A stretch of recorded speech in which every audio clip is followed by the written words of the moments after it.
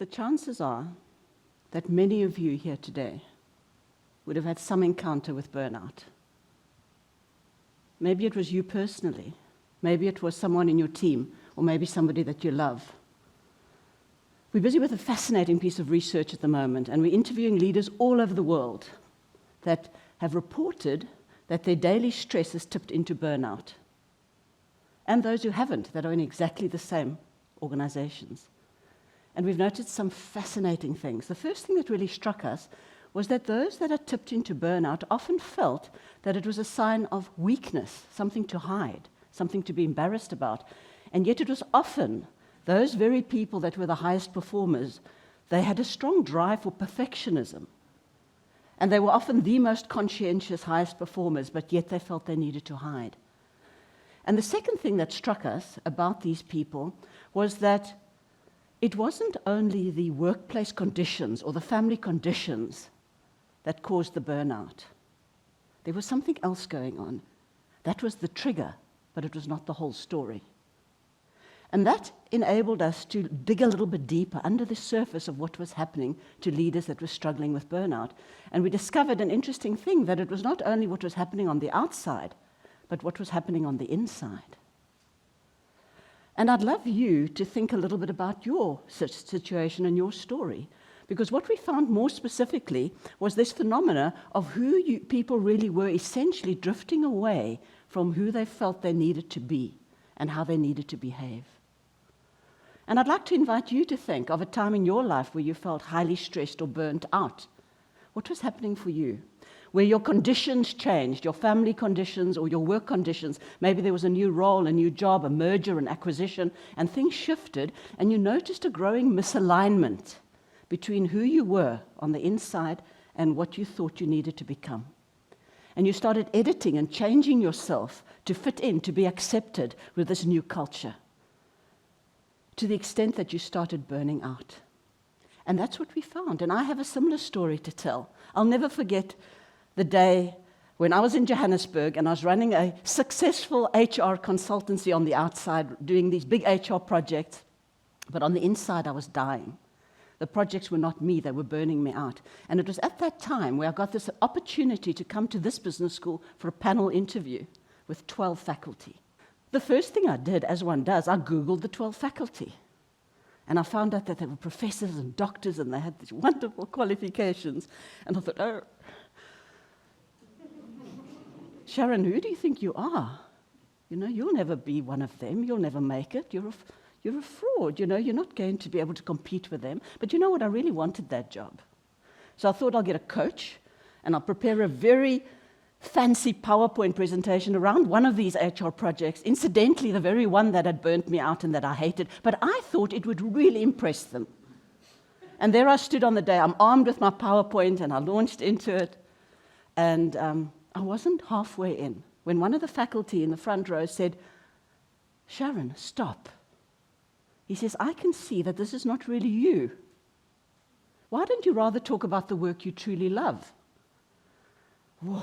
In the moment, I was so well prepared, but what can I do?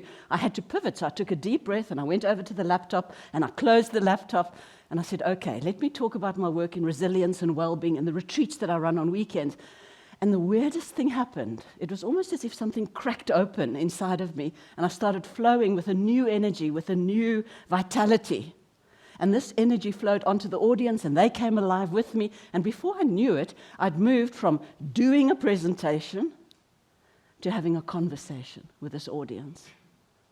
And that story has really stuck with me because in today, with the research we're doing now, we're hearing this story over and over and over again. Leaders saying, I don't know who I am anymore. I've lost myself. I used to be driven by joy, and now I'm driven by fear. I've lost my sparkle. I've lost my mojo. I don't recognize myself anymore. I've edited myself so much that I've lost myself in this process. And so these stories went on. I'll never forget one particular story. This woman had joined a group of 12 men in a team. She was the only woman. And she told me how she had changed her voice. She started swearing. She spoke louder. She wore different clothes, and she had a different posture. And she says, last Friday, I signed up for golf, and I hate golf. She says, who am I? I'm exhausted. And so we started exploring the inner world because we realized that it wasn't only what was happening on the outside, but what was happening on the inside that made the difference. And there's a lot of studies out there about the conditions, right, and what to do about it. You know, eat, sleep, exercise, diet. But there's something else. So we were drawn to this whole thing of self-management. You know, if you get told to self-manage, who's the self that you have to manage? We discovered it's much more complex. We were drawn to the work of a woman called Martha Beck and her work on the relationship between two selves that need to be in a generative relationship with each other, the essential self and the social self. But we've discovered a third self that really plays an important part in this dynamic, in this internal dynamic, and that's the ego. Now, I could talk for days about the ego. We have an ongoing affair with our ego. It's a lifelong relationship. But in short terms, I could say the ego is what you think of yourself. It's the identity and the brand that you're trying to project out into the world. It's your sense of identity. But the ego contains a little character. It's the home of a little character, a lively little character called your inner critic. And that inner critic, I call it a spider because it spins a web in your brain. And the webs of that web, the strands of that web, are around your past pain. Things that happened as a child, rejection, lack of belonging, issues with siblings. Each of those strands form a web. And when somebody just touches one strand of the web around your issue, whether that be belonging or rejection or acceptance, if they just touch one web, you just sniff feedback, or I'm not good enough, that spider overreacts much more than what the situation requires. So that inner critic is well and alive inside the ego. And the thing is that it's normally very good. Our ego is there to protect us. It's our internal risk manager. It keeps us safe. It keeps us feeling accepted. It keeps us feeling admired. Of course, it's good. But here's the problem. When the ego becomes overly active and it's rooted in fear, like, for example, when you're in a stress or burnout situation, what happens is we start overplaying a second self, which is the social self, the adapted self. The social self is the part that changes and adapts to please others, to be accepted by others. It was that me that was performing that day for the faculty. And that social self is good when it's in balance. You know, we know already when we're a baby how to smile to get a reaction from our mothers, and in our schools how to please our teachers, and today as leaders how to please the right stakeholders and how to change and adapt to please. It's good, it's agile, but here's the problem.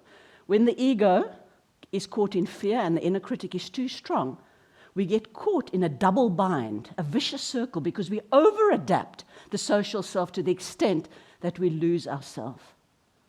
The inner critic might start as a whisper, you're not good enough, you're not good enough, you're an imposter. And then we start working longer hours, we start coming in on weekends, we push harder, we adapt harder, to the extent that eventually we start burning out and our exhaustion goes up. And then, of course, the inner critic goes even louder. I told you you're not good enough. You better do even more. And so we keep adapting, and so we keep changing. And this double bind, I've called the burning log syndrome. In the beginning, a burning log starts burning itself to keep others warm. But then you start throwing logs, right? One log after the next log, after the next log, little pieces of yourself onto the fire until, of course, a fire inevitably burns itself out. And all you're left with is ashes. And that's what burnout is. It's ashes. It's burning out. And that is the dangerous loop. That is the double bind. Because in that process, what's actually happening is you're losing your connection with your essential self. The essential self is that part of me that cracked open in that presentation that day and started flowing with that new energy. That's the essential self. It's the encoding, the natural personality, the authenticity, and the natural strengths that you come into the world with. We know it very well when we're little. And then we start hitting the workplace and we start overly socializing ourselves, one layer of socialization to please this one and please that one. And then we start losing that essence. It's particularly strong in the first halves of our lives when the ego is still very fragile and needing lots of external validation. But thank goodness for that event called the midlife crisis. Yeah? when you start asking the really important questions. Who am I? What would I really want to be doing for the rest of my life, right? And the ego then shifts in the second half of life, hopefully, to being less fragile and more driven by a bigger sense of meaning and purpose and more connected to the energy of the essential self rather than the energy of the over-adapted social self. Yeah? And when we get to my age, you go, take it or leave it, this is who I am. You know, we become less concerned. The validation goes from external validation to internal validation. So if we're saying that burnout happens where the ego is too strongly rooted in fear and the inner critic is very strong, causing us to over-adapt the social self and lose our connection with our essential self, which is our natural strengths, what can we do? What can we do? So we also interviewed leaders who were in the same organizations but had not burnt out. We were really intrigued. Why could they be in the same boss, same culture, same company, yet some burn out and others don't? We discovered that they do two things differently without even knowing that they were doing it, unconsciously, subconsciously. The first thing that they did was that these leaders were much more self-aware about their inner critic. In fact, they'd externalized their inner critic by taking it from the inside and putting it on the outside by giving it a name, externalizing it. Mine is called Arthur. Now, Arthur sits on my shoulder a lot, and over the years, we've become good friends. We've become very friendly. And when I feel that voice saying, you're not good enough, or you're an imposter, I'm able to say, hello, Arthur. I see you. And right now, I'm going to make another choice. I know that maybe it's not them, maybe it's you. Stop blaming them. Stop blaming that email. Stop blaming that boss. Right? So it's that whole thing of getting to know and befriending that spider, that inner critic. You see, when we do that, we can gain some perspective. We don't allow it to spill over into all areas of our life. So we can start saying to ourselves, this is a difficult project, not a difficult life. This is a job. It's not who I am. I'm not going to allow this to spill over. So we start compartmentalizing because the inner critic hasn't become our identity. Yeah? We've taken it as a part of ourselves that needs to be managed well, rather than becoming who we are. That's the first thing they did. And the second thing that they did was that they spent time discovering their essence. You know, the word essence is the part of you that's essential to who you really are. What are my natural strengths? They were able to say very clearly, this gives me energy, that drains my energy.